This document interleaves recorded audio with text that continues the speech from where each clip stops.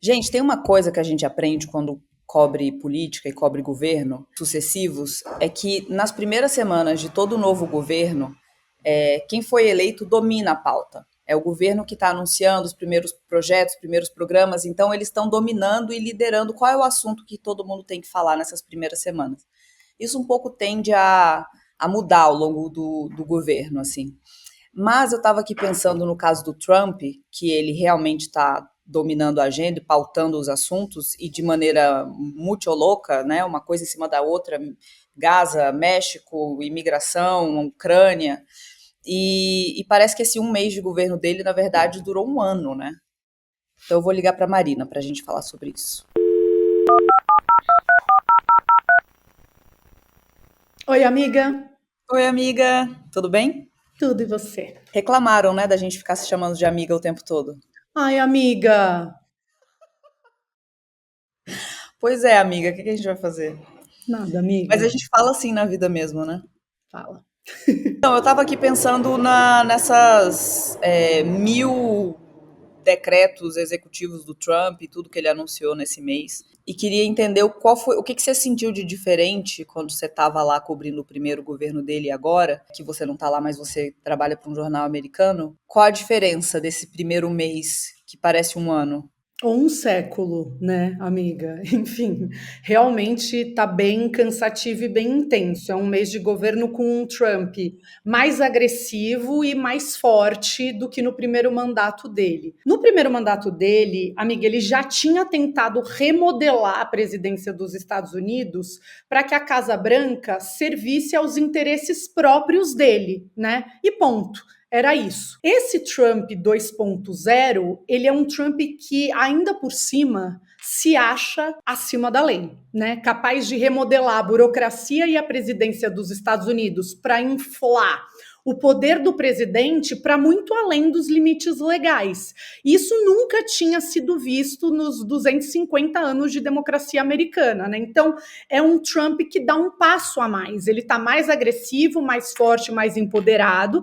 Ele se vê acima da lei e ele acha que é papel dele reescrever a Constituição americana sozinho, sem o Congresso, sem legislação. Ele acha que ele é um rei, que ele pode tudo, né? Sim, porque ele quer mudar a Constituição, mas ele não quer ter o trabalho de ir para o Congresso aprovar as mudanças que ele quer, os projetos que ele quer, as decisões que ele quer, não só em relação à Constituição, mas em relação a tudo, né? Ele não foi batalhar ainda para passar lei nenhuma, por enquanto é tudo decreto executivo. Tudo ordem presidencial, que é o decreto, né, correspondente ao decreto aqui no Brasil, foram dezenas de decretos com ordem de todos os tipos. Imigração, impondo corte de gasto, limitando política de estímulo à diversidade e até a volta dos canudos de plástico, né? Ele também fez por decreto, por Deus, tudo assim. É uma Mas forma de burlar, no sentido espanhol, né? De fazer piada, é tipo um escárnio.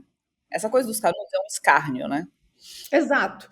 E, amiga, eu acho que a gente podia aqui, nesse papo, que eu sei que você estudou bastante as coisas da guerra comercial dele, que eu acho que são um ponto-chave desse primeiro mês, para a gente falar um pouquinho desses decretos, o que é promessa, o que é ameaça, e fazer um exercício para a gente entender o que ele realmente colocou em prática e no que ele recuou, né? Sim. Então, por exemplo, só para começar aqui com imigração, ele declarou mesmo por decreto emergência nacional na fronteira com o México, o que significa que os militares americanos podem ser enviados, né, para a fronteira para agir contra a entrada de pessoas por ali. E ele intensificou as prisões e as deportações de pessoas que estão nos Estados Unidos sem documento. Isso está acontecendo, isso ele colocou ali em prática. Mas, por exemplo, o outro decreto que ele assinou para acabar com o direito à cidadania americana aos filhos de imigrantes que nascem nos Estados Unidos, essa decisão foi barrada pela Justiça Federal, está suspensa. Por quê? Porque a Constituição americana diz: quem nasce em solo americano é americano, ponto final. Então, isso está barrado, isso está suspenso, mas o excesso e a intensificação de prisões e deportações está funcionando. Me fala um pouco da guerra comercial. O que ele prometeu, o que ele recuou, o que ele fez mesmo? Isso nem é muito minha área.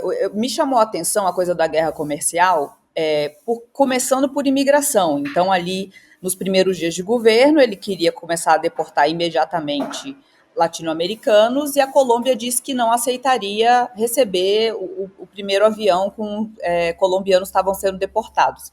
E aí o Trump anunciou essa tarifa de 25% para produtos colombianos. Que significa isso? Que quem dentro dos Estados Unidos compra produtos colombianos teria que pagar uma taxa a mais, um imposto a mais de 25%.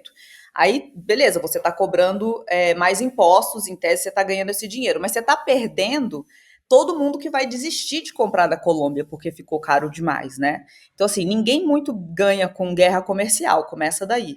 Só que daí, imediatamente, alguém deve ter ido lá falar, querido, não é bem assim. A gente importa nosso café da Colômbia. Colômbia, Brasil e Vietnã. Então, Vietnã é assim, um grande produtor, o segundo maior produtor de café, sim. Brasil está tendo enchente, seca, o café já está mais caro, aí você vai também taxar o café colombiano, você vai fazer o quê? Fazer os americanos pagarem uma fortuna em café. E uma outra coisa que eu nem sabia antes disso ter sido anunciado, que basicamente todas as flores para fazer buquê, flores cortadas, né? Como é que a gente fala isso? Vem da Colômbia. E a gente estava ali há dias do Dia dos Namorados. Então, quando você mexe nessas coisas, você está influenciando outras ali na ponta que você tem que levar isso em consideração. É por isso que as decisões comerciais são com base em estudos, em acordos, em negociações diplomáticas. Você mexe com geopolítica, você mexe com o mercado interno, você mexe com tudo. Não é assim, não vai fazer o que eu quero, toma aqui 20% de imposto. Você está se fudendo com isso. Então ele teve que voltar atrás. Ele voltou atrás, o Petro voltou atrás, o presidente da Colômbia, mas o Trump fica anunciando como se ele tivesse ganhado a batalha. E isso me fez pensar no quão burro é, né? Você sair querendo que as pessoas façam, que fazendo esse bullying, né? Faz o que eu quero ou então eu vou te taxar. Porque tudo é um emaranhado de interesses, né? Então, a mesma coisa que ele fez com Canadá e México. Ele também anunciou que ia fazer impor uma taxa extra de 25% dos produtos importados desses dois países. Só que, assim, os Estados Unidos só produzem 70% do material da madeira que eles precisam para construir casas. Lá as casas, né, você vê aquele esqueletinho todo de madeira.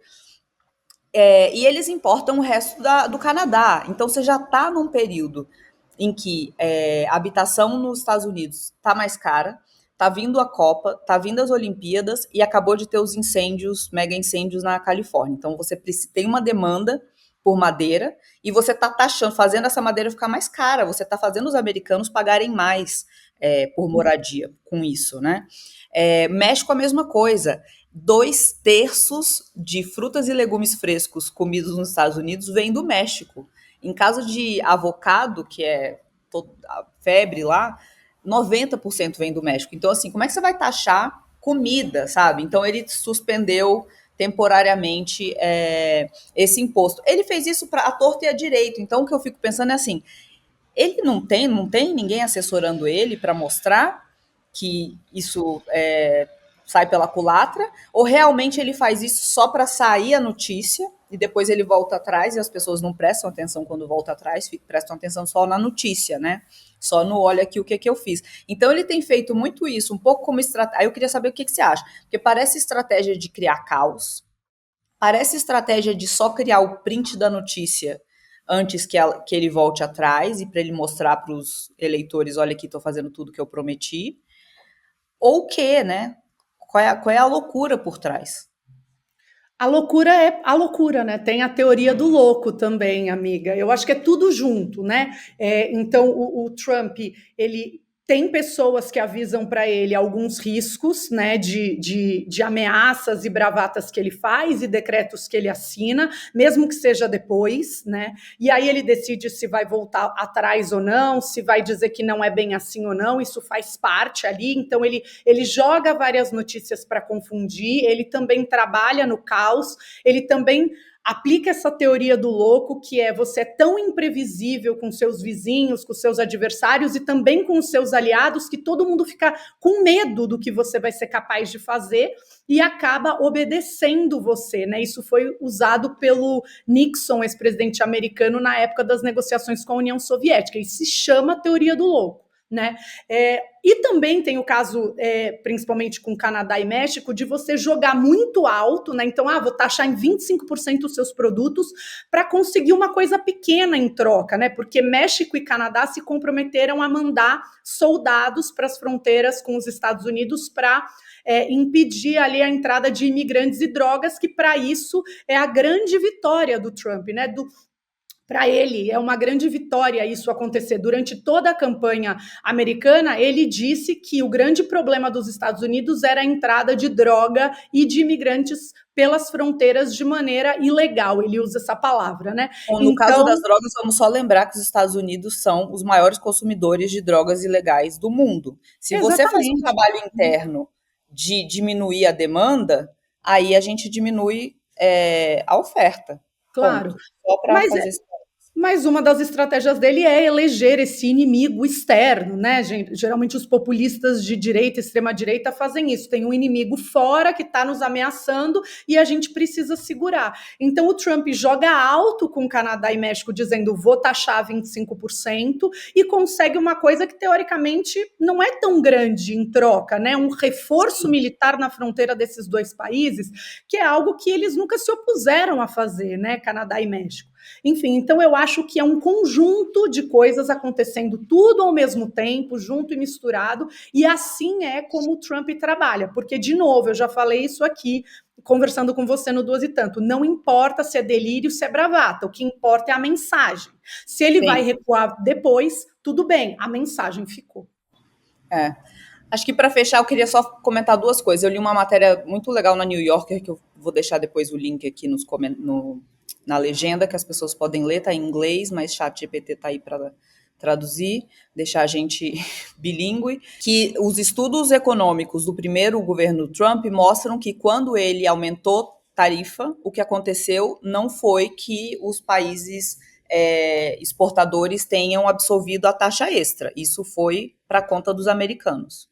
Então já começaram a sair estudos de quanto mais caro vai ficar os impostos americanos, o supermercado dos americanos e tudo que, enfim, casa e tal, de como isso vai aumentar para eles, isso é um problema. E outra que a gente começou a ver a reação desses outros países que já não são mais de baixar a cabeça para os Estados Unidos, até porque a dependência econômica já não é o que já foi. Tá todo mundo olhando para a China. Então, assim, o jogo já não é o que era antes, né? Então, eu acho que ele vai se fuder bastante com isso. Agora, não sei se isso é wishful thinking ou se é realmente uma análise que vai se cumprir. É isso, amiga. Perfect. Beijos. Beijos.